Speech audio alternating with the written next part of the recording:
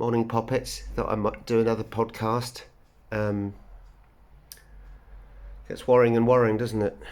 I don't know if I'm hooking into just even more acts that are flying through Parliament. And I don't mean to fearmonger, or it's just things I pick up. So the one, for those of us who watch UK column would have seen this, but this is unsurprising but worrying. So this is the Covert Human Intelligence Sources Act. Now you might think that's rather a mouthful, but it actually hooks into civil liberties and human rights. So what this effectively does, it was brought in really if we were to have, I suppose, ISIS, IRA, those sort of places where you could use this act to authorise criminality without recourse from government. And it was sailed through yet again houses yesterday, 182 for and 20 against. Where's the other 300 odd MPs? It's like the Coronavirus Act just sailing through, isn't it? So what this does is it allows the various agency, which if you read the list is every agency in this country, to have their own covert operations without any recourse. They've got no state responsibility. This is what it says in the Act. I'm just taking highlights. So any of its covert agents, because it doesn't actually say in the Act whether there's a limit on what crime they can do. So this is authorization of crime, of their criminal activity.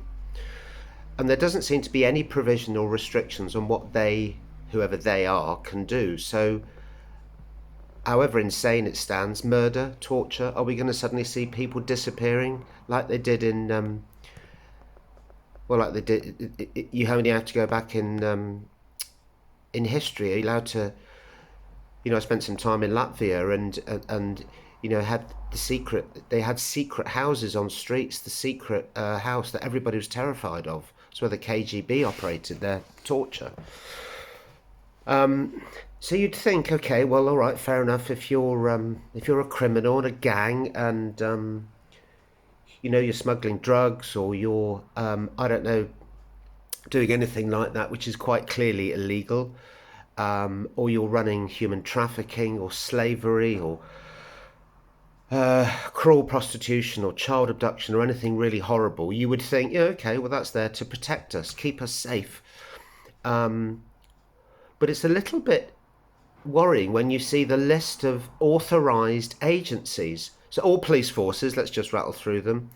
The crime agency, the intelligence agency, all armed forces, HMRC, Inland Revenue in other words, DWP and social care, interesting, Home Office. Does that mean if you don't, if you're seen not to apply for a job to get your 50 quid JSA, that they can kick the door down and beat the shit out of you, torture you, and throw you on the street?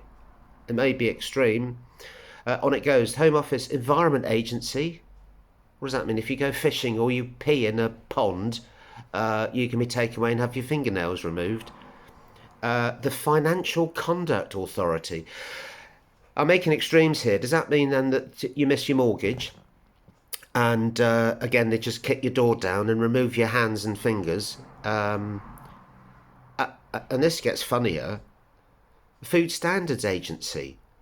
Well, aren't they to protect us from...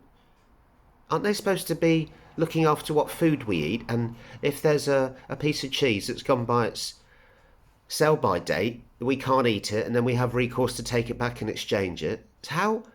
Or does that mean if you go back and complain about your loaf of bread that cost you 50p out of the £50 JSA that you get in, and that's mouldy, you take that back and they beat the shit out of you? Is that what that's about? I don't know. And then the last one here is the Gambling Commission.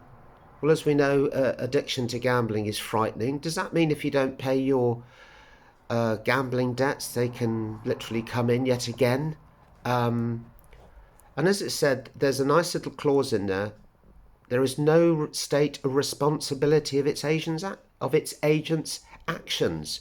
So can they do any crime?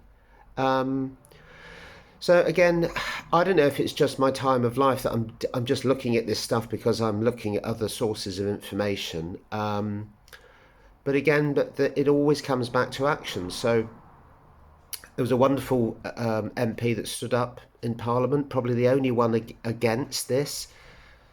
She was MP for Coventry South, Zara Sultana.